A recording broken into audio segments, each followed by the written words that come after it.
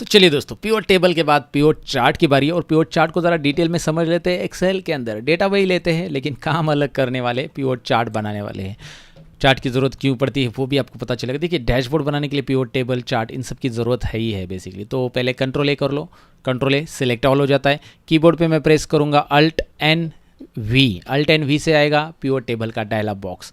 आप बोलोगे आप पिवट टेबल ही ले रहे हो दोबारा, तो पिवट टेबल से भी चार्ट बनाया जा सकता है और डायरेक्टली पिवट चार्ट इंसर्ट भी किया जा सकता है। तो दोनों तरीके मैं बता रहा हूँ। तो मैंने पहले पिवट टेबल ही लिया, पहले पिवट टेबल से डायरेक्ट चार्ट कैसे बनाता है वो दिखाता हूँ मैं। इंसर्ट में जाओ, पिवट टेबल और न्यू वर्कशीट लेता हूँ, ओके राइट। यहाँ पे जैसे आप आते हो, आप एक पिवट टेबल अपने कंट्री का बना लिया इस तरह से, आपको ऑलरेडी पता है, और इसी का चार्ट चाहिए आपको। तो यहाँ पे कर्सर इसी में रखो, पिवट टेबल एनालाइज, ये टैब ऊपर दिखाई दे रहा है, इस पर क्लिक करो और इस पर क्लिक करने के बाद आपको क्लिक करना है यहाँ पे पिवट चार्ट पे।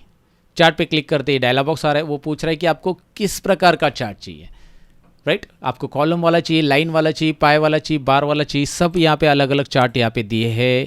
एरिया है, एक्स वाई स्कैटर है, मैप है, स्टॉक है, सरफेस है, ढेर सारी चार्ट है दोस्तों। So what I am going to select, I am going to select a bar chart, no I am going to select a column chart, that will be cool to understand, right. तो column chart लिया and okay. ओ ढैंटेड, and भाई कौन से country का ज़्यादा cell, यहाँ पे देखने से तो आंकड़े लगभग सेम ही लग रहे, लेकिन यहाँ पे आंकड़े सेम नहीं लग रहे। ये लाइन आपको बता रही कि भाई ये है कतार, ये है इंडिया, दोनों रेस में आगे है और बाकी सब पीछे है, राइट। तो यहाँ पे फटाक से पता चल रहा है एक क्लिक से। अब ये पिवट टेबल का एक तरीका मैंने बताया, दूसरा है पिवट चार्ट का। बेसिकली इंसर्ट में जाओ, यहाँ से पिवट टेबल लेने की जगह यहाँ से लेते pivot chart directly, new worksheet, okay, एक नई वर्कशीट जहाँ पे टेबल और चार्ट दोनों साथ में आते हैं। तो दोनों तरीके मैंने आपको बताया कि आपने पहले से टेबल बनाया, उसको चार्ट कैसे बनाना है उसका चार्ट, और अगर आपने चार्ट डायरेक्टली इंसर्ट किया पिवट टेबल के साथ तो ऐसा आ जाएगा। फिर आप चाहते हैं product wise, go and drag and drop product हो गया, एंड क्वांटिटी वाइज चाहते हैं तो क्वांटिटी, यहाँ पे किसके कंट्री की, सॉरी कौन से प्रोडक्ट की क्वांटिटी ज़्यादा है, क्वांटिटी, ओके। तो यहाँ पे मैं इसकी साइज़ बढ़ा दूंगा, ये रहा आपके सामने। अब ये चार्ट इंसर्ट करने के बाद आपको डिज़ाइन टैब में जाना है and you can choose design, right. यहाँ पे बहुत सारी डिज़ाइंस मिलती है, आप सिलेक्ट कर सकते हैं जो आपको डिज़ाइन अच्छी लगती है। आप चेंज कलर्स करना चाहते हैं, कलर्स चेंज कीजिए। आपके पास यहाँ पे लेआउट चेंज करने के लिए ऑप्शन है कि भाई इसमें डेटा लेबल भी होना चाहिए, तो डेटा लेबल, ये देखिए डेटा लेबल्स के साथ आपको लेआउट चाहिए, ऊपर डेटा लेबल्स भी आ रहे हैं। इस डेटा लेबल पे क्लिक करके आप होम में जाकर इसे थोड़ा सा अलग सा कलर भी दे सकते हैं। आपको लगता है कि यार ये डेटा लेबल थोड़े से अलग हाईलाइट होनी चाहिए। सो डिपेंड कि आप क्या कर रहे हो, आपको प्रेजेंटेशन कैसे करना है। तो वो आपको यहाँ पे जो इसको चार्ट को सिलेक्ट करने के बाद जो डिज़ाइन टैब आता है वहाँ पे जाकर सारे एलिमेंट्स मिलते हैं कि क्या शो करना है एक्सिस में, क्या नहीं करना है। चार्ट टाइटल नहीं चाहिए, चार्ट टाइटल यहाँ पे है ना, चार्ट टाइटल नहीं चाहिए, डेटा लेबल्स नहीं चाहिए, या फिर डेटा टेबल ऐड करना है इसमें तो डेटा टेबल ऐड करो, नीचे टेबल ऐड हो रहा है ये देखिए। तो आप जैसे माउस पॉइंटर घुमाओगे इसके ऊपर चार्ट टाइटल में, ये देखो नन टाइटल, या वो चार्ट टाइटल ऐड करना है ना, ये सब आपके ऊपर है। आप यहाँ पे इन ऑप्शंस को खुद क्लिक करके देखोगे तो पता चलेगा। देखिए डेटा लेबल है, इसे नन, डेटा लेबल है इसे मैं नन करूँगा, सेंटर में करूँगा, इनसाइड करूँगा, इनसाइड, बेस, आउटसाइड, कहाँ पे रखना है, डेटा कॉल आउट की तरह दिखाना है लेबल, इस तरह से।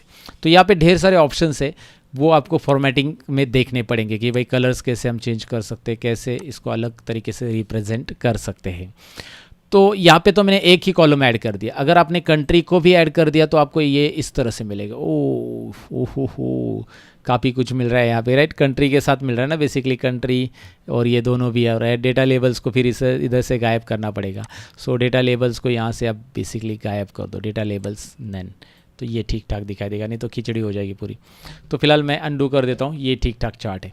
अब इस चार्ट को आपको लगता है कि यार नहीं करना है इसे लाइन में कन्वर्ट, तो चेंज चार्ट टैब पे जाइए और यहाँ पे जाकर इसे लाइन वाला चार्ट लेके आप ओके कर दीजिए, लाइन चार्ट में आ जाएगा। और लाइन चार्ट में भी वैसे ही आपको अलग अलग फॉर्मेटिंग मिलता है, ऊपर सारी चीज़ें यहाँ पे देखिए। आपको लगता है यार ये लाइन चार्ट बढ़िया है प्रेजेंटेशन के लिए, ठीक है, ये लाइन चार्ट यहाँ पे बढ़िया आ रहा है। सो डेटा को किस तरह से रिप्रेजेंट करना है, बेसिकली चार्ट को कैसे रिप्रेजेंट करना है वो आप देख लेना है।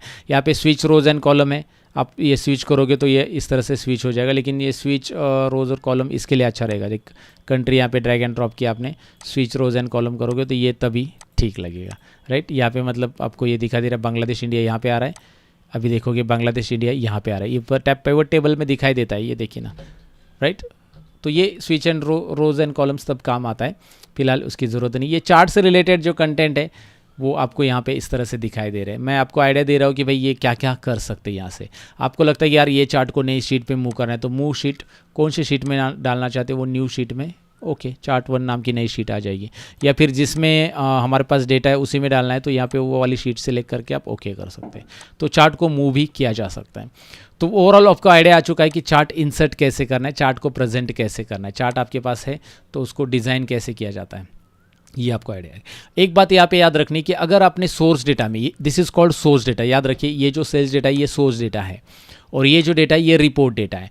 अगर आपने सोर्स डेटा में जाकर कुछ चेंजेस किए, जैसे एग्जांपल ले लो, सोर्स डेटा में मैंने यहाँ पे इंडिया कंट्री जो है, इंडिया कंट्री कहाँ गई, यहाँ पे है, ओके, इंडिया कंट्री में $20,000 की जगह यहाँ पे मैंने कुछ $5 लाख वगैरह डाल दिया, ओके, एंटर कर दिया। अब यहाँ पे वैल्यू मैंने बढ़ा दी। मैं शीट 1 में जा रहा हूँ, यहाँ पे कहीं पे भी चेंजेस नहीं नज़र आएंगे, इंडिया की अमाउंट है वही नज़र आएगी।